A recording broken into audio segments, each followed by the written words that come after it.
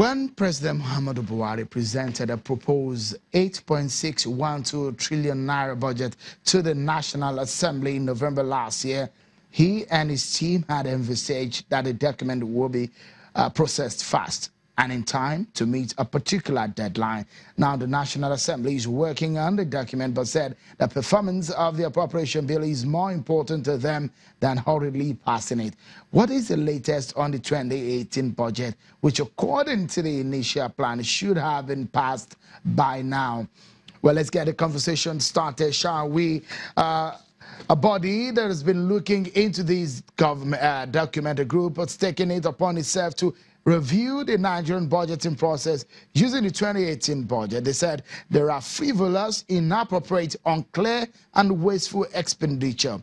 Well, this is how the explanation of the Secretary to the Government of the Federation is on such provisions.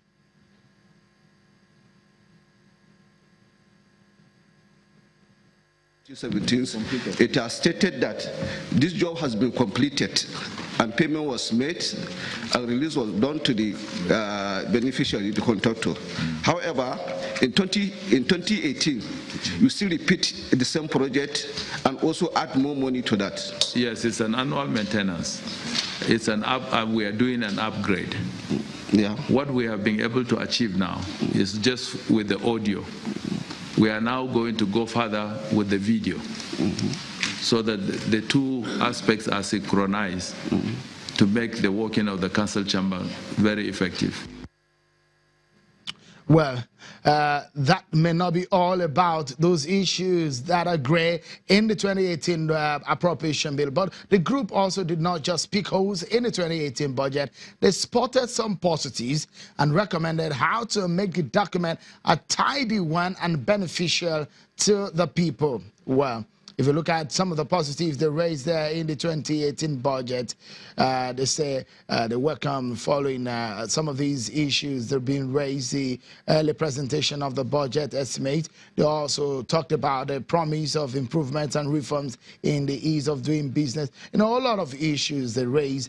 What about the negatives? They did also raise their concern about a lot of issues which they say, in fact, monetary policy, variables, oil production, and the benchmark price, the challenge of oil revenue. Well, let's get talking on this one. We have the Executive Director of Center for Social Justice, Mr. Eze Onyekwere. He led the team in the analysis of the 2018 budget, which, of course, some of these recommendations we now understand has been passed to some of these lawmakers. Thank you so much, Mr. Onyekwere. What exactly have you found out in this budget? The other time you told us you've been able to highlight frivolous and unclear items. This time around, what exactly can you tell Nigerians about the appropriation bill? Well, we reviewed the entire appropriation bill, looking at the positives and the negatives, and just trying to find out, is this bill and the schedule, is it workable? Is this something that will improve the livelihoods of Nigerians? Is this something that will actually consolidate the gains that we exited from economic recession? Essentially, we think that the bill as it is needs a lot of rejigging to make sure that it is not just a promise that never gets realized. We are having about 8.6 something trillion, which is the highest in our history in nominal terms. But the issue is, do we have the resources to fund the budget? And that's why we are looking at issues like the oil price benchmark, the quantum of production, the independent revenue of the federal government, the volume of the deficit, and the debt repayment schedule. So all these in all, when you look at them and have a proper reorientation of the figures and the recommendations that have already been made, we are likely to have a workable budget. First of all, we are thinking that incurring a deficit of over 2 trillion, and we are hoping to borrow about 1.7 trillion, and the rest will come from the sale of non-oil assets. We are saying that we have some little fortune here now. We have crude oil selling for almost about $70 per barrel. So instead of sticking to the 45, we could simply adjust a few points between 47 and 50 and ensure that we can reduce the deficit.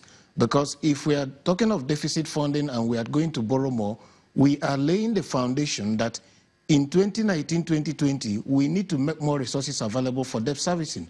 Already the debt service is already high, 26% of the overall expenditure and about 33% of retained revenue.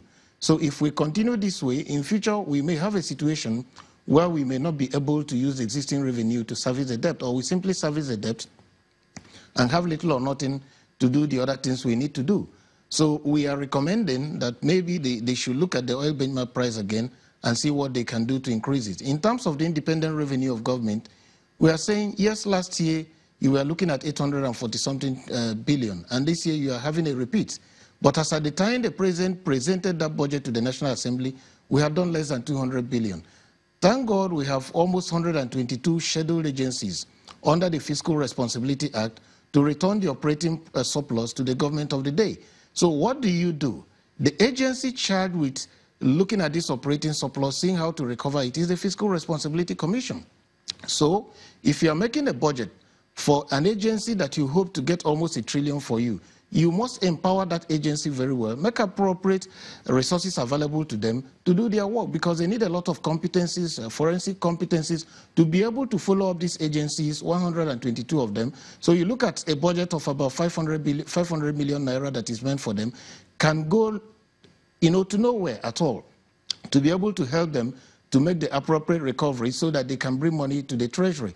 So you also look at a lot of other sectoral votes. You look at the issue that between the Ministry of Finance and the Ministry of Budget and Planning, they are responsible for almost 47% of the overall vote. If you pay debts and then the money going to service-wide votes, so you have more or less about 53% left for us to do other things. And we are not happy with accumulating a lot of money under service-wide votes, instead of sending them to the respective ministries and agencies where they could be more properly utilized. Because if you lump money, like you say, Sustainable Development Goals, 51 billion, what does it say? Nothing. Because it doesn't tell you of the activities, it doesn't tell you of the goods and services, it doesn't tell you of the deliverables. And we've been doing this since Obasanjo days, and so now is the time for change.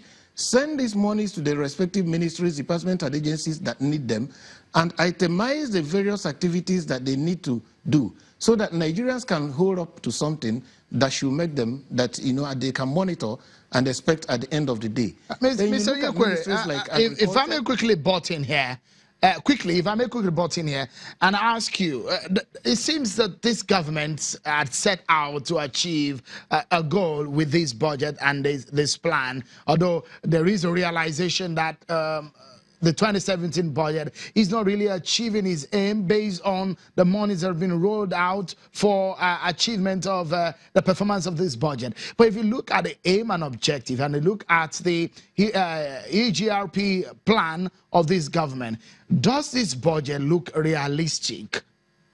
And does it live up to the title which they gave it?